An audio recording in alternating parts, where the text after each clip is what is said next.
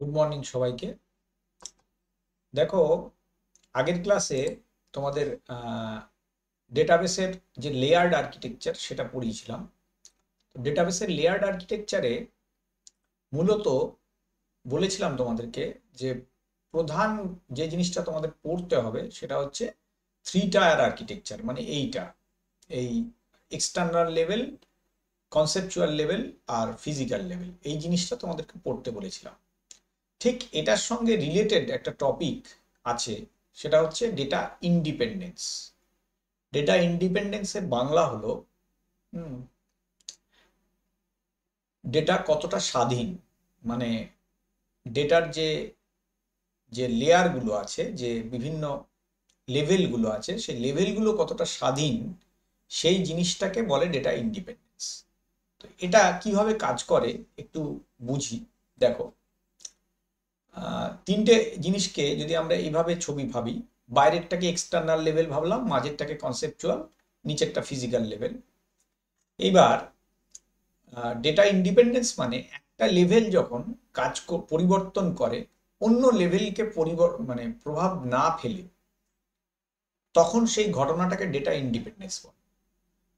যে কোনো একটা লেভেল যখন পরিবর্তন করা হয়, তার প্রভাব যদি অন্য লেভেলে না পড়ে, তখন সেটাকে বলা হয় ডেটা ইন্ডিপেন্ডেন্স।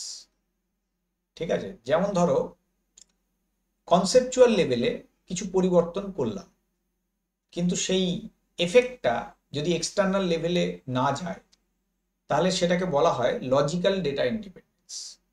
ঠিক আছে? তো মানে কনসেপচুয়াল লেভেলে ধরো প্রোগ্রামিং করার সময় কিছু চেঞ্জ করা হলো, যারা ইউজার ব্যবহার করছে তারা কিছু বুঝতেই পারলো না যে কিছু চেঞ্জ করা হয়েছে। এই ধরনের যে ইন্ডিপেন্ডেন্স, এটাকে বলে লজিক্যাল ডেটা ইন্ডিপেন্ডেন্স। এটা মূলত দু ধরনের ডেটা ইন্ডিপেন্ডেন্সটা, একটা লজিক্যাল আর একটা ফিজিক্যাল। তো লজিক্যাল মানে এটাই যে লজিক্যাল লেভেলে যদি কিছু চেঞ্জ করা হয়, তার এফেক্ট এক্সটার্নাল লেভেলে যাবেই না, মানে এন্ড ইউজাররা বুঝতেই পারবে না যে প্রোগ্রামে কিছু চেঞ্জ করা হয়েছে। আর ফিজিক্যাল ডেটা ইন্ডিপেন্ডেন্স মানে হচ্ছে একই রকম ভাবে ফিজিক্যাল লেভেলে, মানে অরিজিনাল ডেটাবেসে কিছু পরিবর্তন করা হয়েছে, যেটার এফেক্ট প্রোগ্রামাররাও বুঝতে পারবে।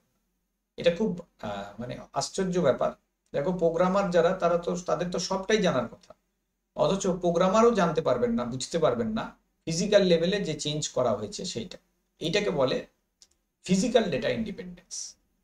ঠিক আছে? মানে ধরো, ফিজিক্যাল লেভেলে প্রোগ্রামার কি করা হয়েছে, যেখানে ডেটাবেসটা ছিল সেখান থেকে একটা অন্য ড্রাইভে ওটাকে স্টোর করা হয়েছে।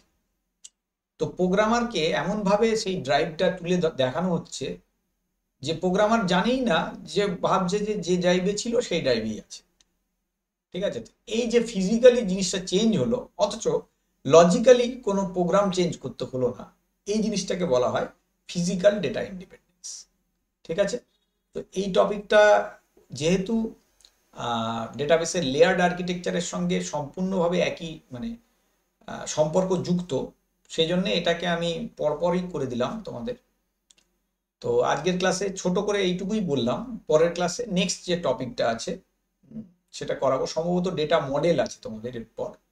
তো ডেটা মডেলের অনেকগুলো ভাগ আছে, কি কি ভাগ আছে, কোন মডেল কিভাবে কাজ করে, সেগুলো আমি পরের ক্লাসে করাবো। আর দেখো, ঠিকভাবে এগোচ্ছে হয়তো, মানে অনেক তাড়াতাড়ি সিলেবাস কমপ্লিট হবে। লাইক করবে, শেয়ার করবে, প্রশ্ন থাকলে কমেন্টে আমাকে জানাবে। আজকের ক্লাসে এইটুকুই রাখছি। থ্যাংক ইউ সকলকে।